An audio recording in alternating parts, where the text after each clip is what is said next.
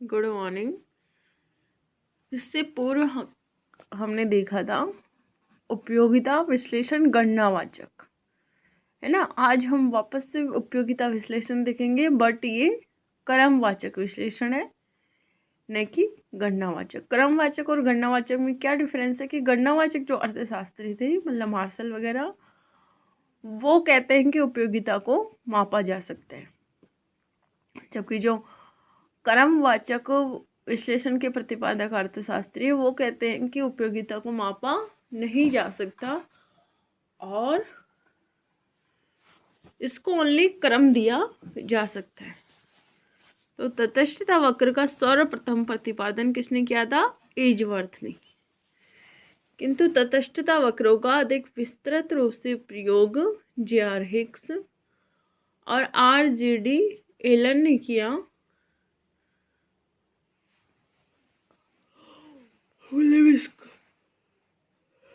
सर्वप्रथम प्रयोग तो किया था जे.आर. हिक्स ने और इसको मुख्य रूप से प्रयोग किया हिक्स और एलन ने। इसकी डेफिनेशन है, मतलब अगर आपसे पूछे कि तटस्थता वक्र किसे कहते हैं तो डेफिनेशन है इसकी, यह दो वस्तुओं के उन विभिन्न संयोगों को बताने वाला वक्र जिसके प्रत्येक संयोग से समान संतुष्टि मिलती है, उसे क्या कहते हैं? तटस्थता वक्र कहलाता है। जैसे डायग्राम है, इसमें एक्स अक्ष पर है एक्स वस्तु और वाई अक्ष पर है वाई वस्तु, है ना। इनके विभिन्न संयोग है ए बी सी डी। यदि उपभोक्ता ए संयोग पर रहता है तब को भी उसको उतनी ही संतुष्टि मिलती है जितनी कि वो अगर डी संयोग पर रहता। तो ये जो चारों संयोग है उनसे एक उपभोक्ता को समान संतुष्टि मिलती है, इसलिए इसको समसंतुष्टि वक्र भी कहा जाता है। और तटस्थता का तात्पर्य है कि न्यूट्रलिटी, चूंकि इन सभी से उसको समान संतुष्टि मिलती है, इसलिए उसकी इच्छा किसी भी एक कॉम्बिनेशन के प्रति अधिक नहीं होती। वो सभी जो संयोग है उनके प्रति उसकी सेम ही इच्छा होती है। उपयुक्त रेखा चित्र में एक्स व वाई वस्तुओं के विभिन्न संयोग है जिनसे उपभोक्ता को समान संतुष्टि मिलती है। फिर इसमें एक और कंसेप्ट आता है प्रतिस्थापन की सीमांत दर। ये इसमें आप देख पाएंगे कि जैसे जो फर्स्ट एक्स की इकाई है ना, x1 x2 x3, इनमें तो सब डिफरेंस है, जबकि जो y1 ये जो गैप है y1 y2 से अधिक है और y1 y2 y3 से अधिक है ना। तो प्रतिस्थापन की सीमांत दर का तात्पर्य ये होता है कि x वस्तु के एक अतिरिक्त इकाई को प्राप्त करने के लिए उपभोक्ता y वस्तु की धीरे धीरे कम इकाइयाँ छोड़ता जाता है। मतलब मान लो कि शुरू में तो x की एक इकाई को प्राप्त करने के लिए 10 इकाई छोड़ रहा है, फिर दूसरी बार में वो उसकी 8 इकाई छोड़ेगा, फिर 5 छोड़ेगा, है ना। मतलब ऐसा नहीं कि वो सेम उसके लिए इकाइयाँ छोड़ता जा रहा है। अगर वो सेम इकाइयाँ छोड़ता तो ये जो तटस्थता वक्र है एक नीचे गिरता हुआ सीधी रेखा रहता। तो अगर इसकी डेफिनेशन पूछे आपसे तो आप बता सकते हैं कि प्रतिस्थापन की सीमांत दर वह दर है जो एक वस्तु की, है ना। अगर x फॉर y लिखे आप, तब आप लिख सकते हैं वस्तु x की वस्तु y के लिए प्रतिस्थापन की सीमांत दर वस्तु y की वह मात्रा है ना, जिसको वस्तु x की एक अतिरिक्त इकाई प्राप्त करने के लिए उपभोक्ता त्याग देने को तैयार होता है, जिससे उसके संतुष्टि का स्तर क्या रहता है? स्थिर रहता है। तो इसमें है MRS XY is equal to del y upon del x। तटस्थता वक्र सिद्धांत की मान्यता है, मतलब ये जो सिद्धांत है ये क्या क्या मानकर चलते हैं।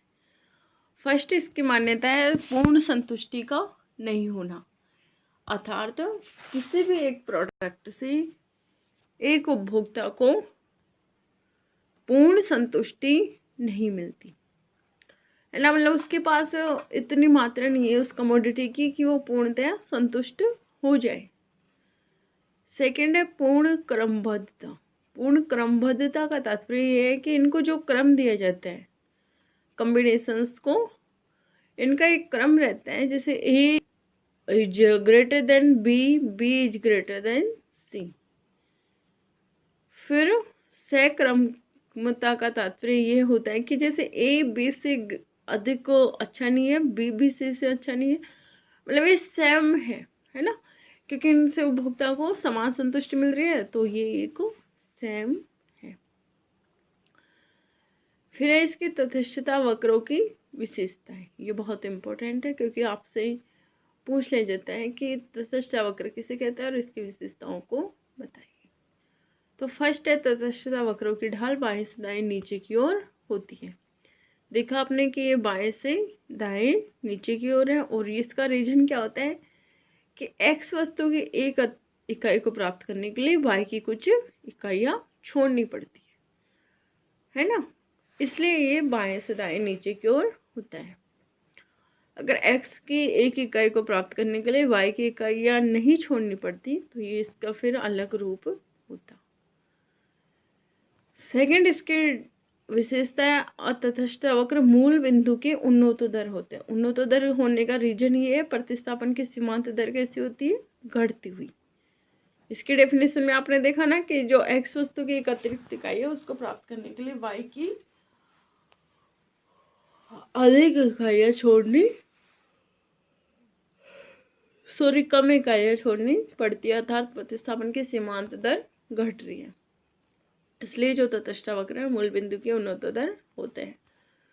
फिर है कि कोई भी दो तटस्थता वक्र एक दूसरे को नहीं काटते। इसका रीजन ये है कि अगर मान लो दो तटस्थता वक्र आपस में एक दूसरे को काटते तो काटने वाले बिंदु पर तो उन दोनों से समान संतुष्टि प्राप्त हो रही होती, परंतु बाएं और दाएं अगर उन वक्रों को देखा जाता तो एक जगह तो एक से अधिक संतुष्टि प्राप्त हो रही थी और दूसरी जगह दूसरे से अधिक संतुष्टि प्राप्त हो रही थी, है ना। तो ऐसा एक कंट्रोवर्सी को जन्म देता है। इस कारण दो तटस्थता वक्र आपस में कभी नहीं काटते, एक दूसरे के पैरेलल होते हैं। नेक्स्ट इसकी विशेषता है ऊंचा तटस्थता वक्र अधिक संतुष्टि के स्तर को दर्शाता है। अर्थात अगर मान लो यहाँ एक तटस्थता वक्र खींचे जाए ऊपर, ये जो आईसी वक्र है उसकी, तो वो अधिक संतुष्टि को बताएगा क्योंकि उसमें अधिक x और y की अधिक इकाइयां हैं, जबकि जो अगर इसके नीचे वक्र होगा वो x और y की अधिक इकाइयों कम इकाइयों को बताएगा। तो ये तो थी तटस्थता वक्र की विशेषताएं। कल हम इसकी सहायता से उपभोक्ता का संतुलन देखेंगे। ठीक है, धन्यवाद।